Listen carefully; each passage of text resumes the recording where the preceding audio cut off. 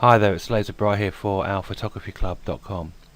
In this video I'm just going to do a quick photo edit in the digital darkroom. I'm using Lightroom, and what I want to try and achieve is something close to this. This is the one I did, same picture but I did earlier. And what you're going to see is it won't come out exactly like this, because I don't actually work by numbers. I work by what I'm actually seeing on the screen, and how I want to at the time as when I'm doing it. So no image is ever going to be the same.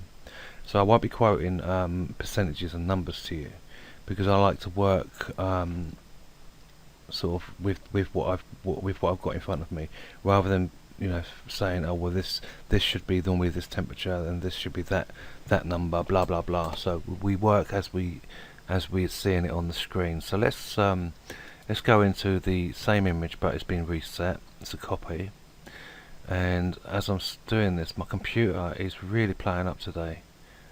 I don't know what it's doing. Okay, I've got a delayed mouse here. I don't know what's going on with that computer, so forgive me on that. I really don't know what's going on with that. So first of all, what we want to do is just fix that horizon. So we're going to go to crop overlay, and let's try and get that up, because it was quite a way out, wasn't it? And what I also want to do is I want to get that leading line into the third of the image. So I'm just going to crop that down, and oops, get that into the third, and we're going to call that done. There we go. So now we've got it in the third. We've got a nice level horizon. I was using a gradient filter on the lens at the time, so we managed to keep some of the detail in the sky. Anyway, so let's do the white balance. I want it sort of bluey. So I'm looking at the preview over there.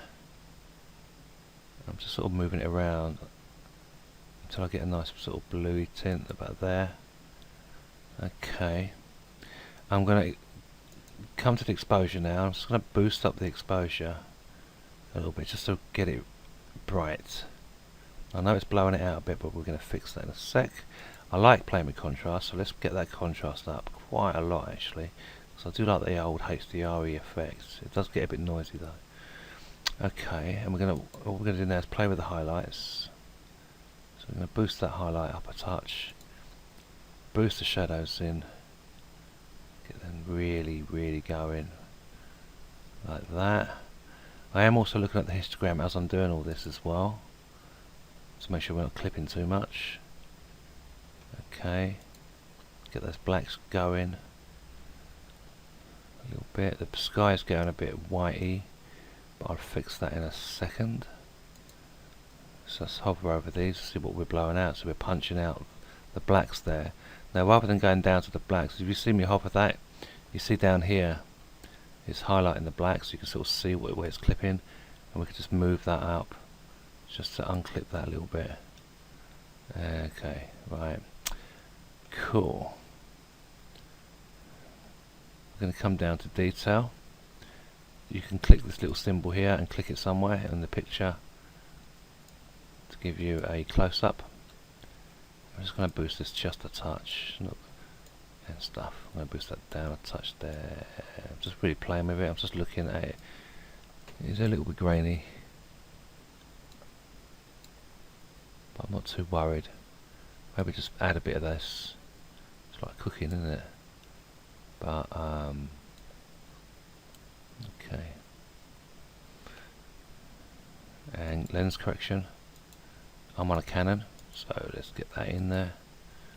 It's detected the lens. Let's flatten the image out a little bit there. You can see it there, what it's doing. Okay.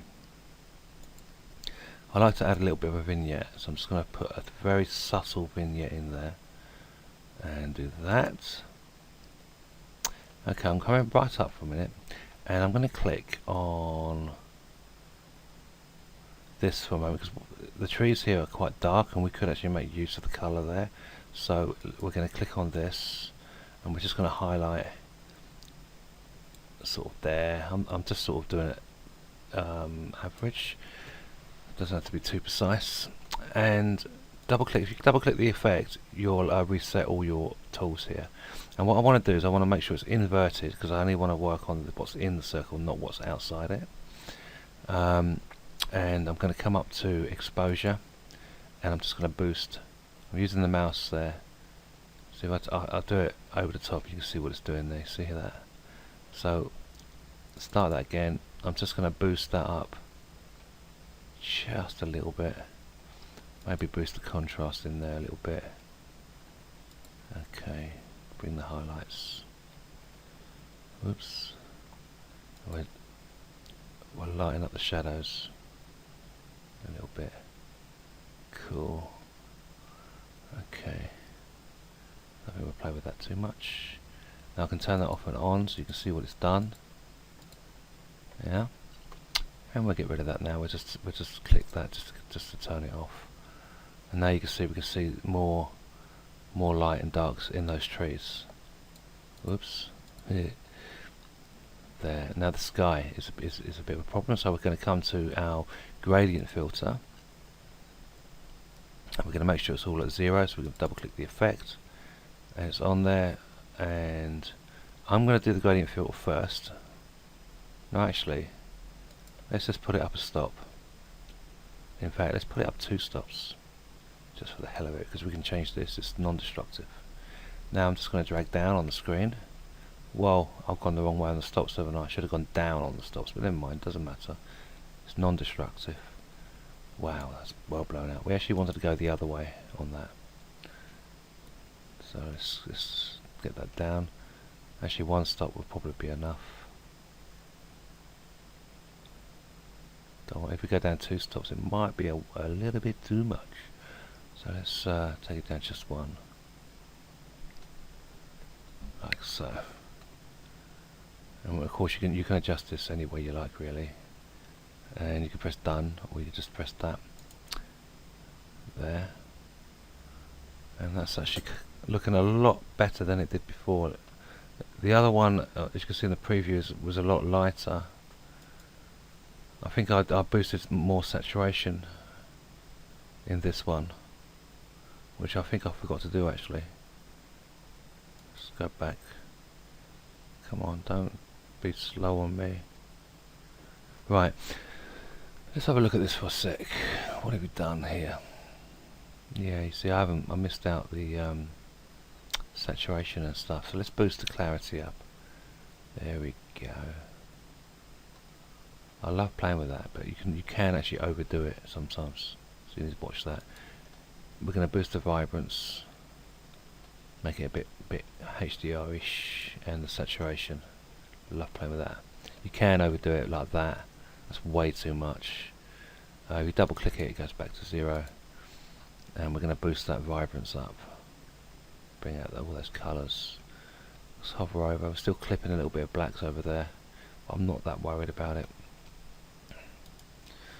Okay. Not bad. And there you are. Now you can always watch the video again, because I know I moved through it pretty quick. It's only taken nearly come up to 9 minutes to edit this picture, so that's not too bad. And we'll star it. Let's give it a star 5.